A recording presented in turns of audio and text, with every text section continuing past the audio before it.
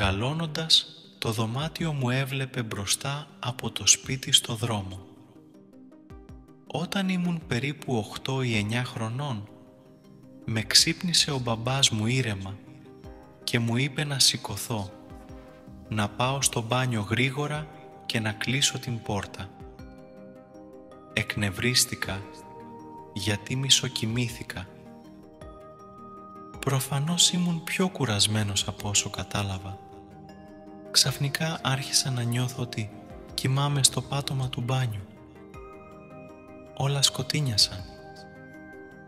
Το επόμενο πρωί ρώτησα τη μαμά μου τι συνέβη. Έμοιαζε αγνοούμενη και μπερδεμένη. Δεν μου μίλαγε. Κοίταξα τον μπαμπά μου σαν να ήταν τρελός και τον ρώτησα γιατί με είχε ξυπνήσει. Αρνήθηκε ότι το έκανε.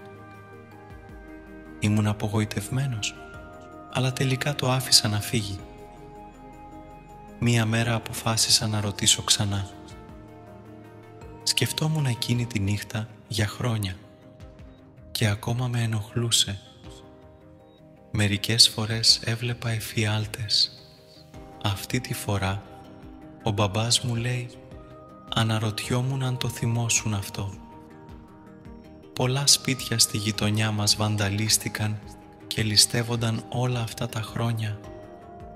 Κάποιος είχε διαρρήξει τον γκαράζ και ήταν μέσα στο σπίτι εκείνο το βράδυ.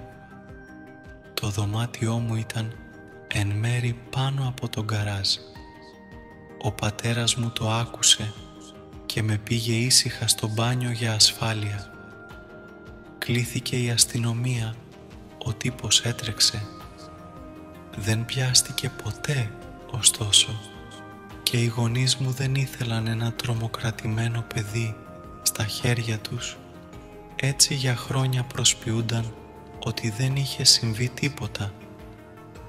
Δεν ήταν υπερφυσικό, αλλά σίγουρα ήταν ανησυχητικό.